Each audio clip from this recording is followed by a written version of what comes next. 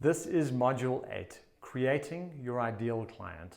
Yes, it's just a title mask for target market, and you knew that would come up, right?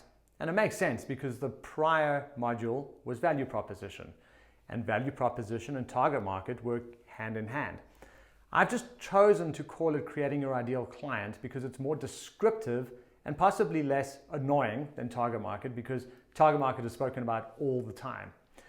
The basic principle here is that you're creating an avatar, which is a character to dress, a character to build a story and a scenario around so that you can identify with that character as your target market. And more practically, when you're out and about and prospecting in the world and you come across your ideal client, you can actually recognize them.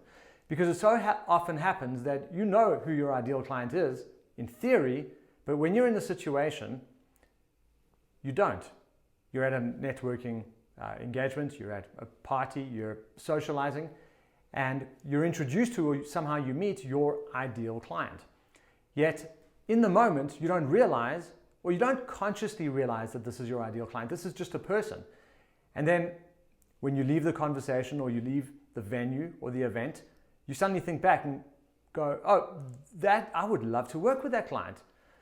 If you had, with determination and intention, prepared your mind for your ideal client in terms of not only the demographics, which we speak about so much, but the psychographics as well, you will be prepared and in a position to identify in the moment who your ideal client is. And through the work that you do in this course, you'll also be ready to have the right conversation with that client. Whether you're introduced or not, you'll have the correct approach. You'll be able to connect with that client. And later, you'll have the capacity to turn that casual conversation into a business conversation. I call it the bridge, moving from the one to the other. A few years ago, I had a conversation with a fairly successful financial advisor about just this. Target market, creating your ideal client. And I was absolutely gung-ho on the fact that you have to do this. Avatar, dress it, demographics. It was only later that I added the psychographics into it because I think it's something that we all ignore too much. But you have to do it. And he said that although he's okay, he's making a living, a very good living at that time, his remuneration model, the business that he works for, his circumstances, both personal and business, don't put him in a position that he can pursue only his ideal client. We all have this, if all things were perfect, this would be my ideal client.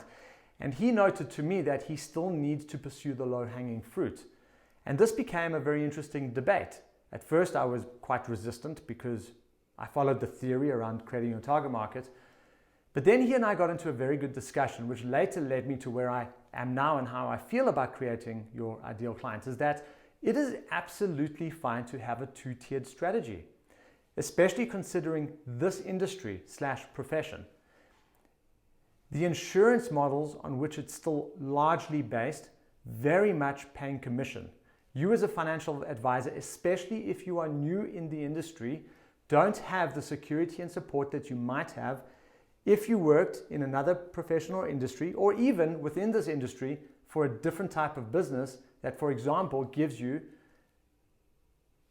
a salary that is consistent and every month. So you need to double tier the strategy if you're in this position, which is you've got your ideal client as you create that client, which you will pursue over time, probably with a longer term strategy.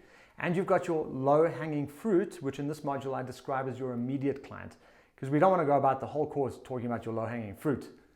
So ideal client and low-hanging fruit. Immediate client, ideal client, immediate client.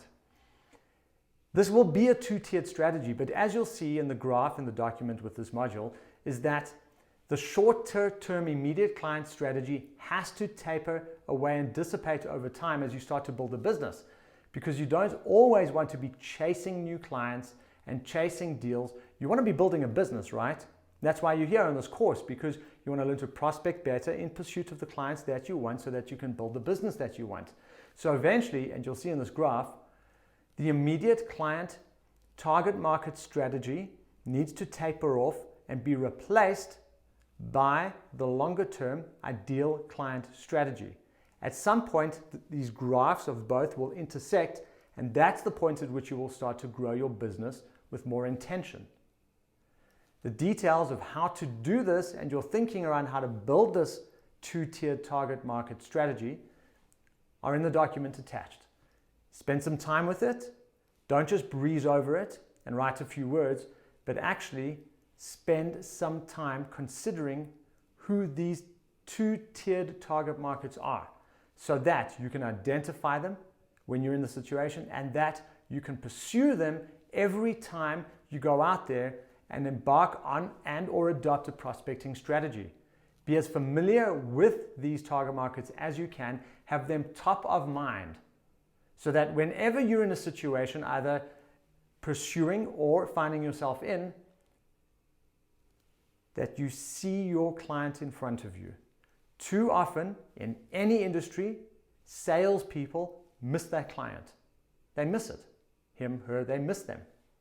They're right there, but they miss them because they haven't done the work in the background to program their minds to pursue and identify the client when he or she is right in front of them.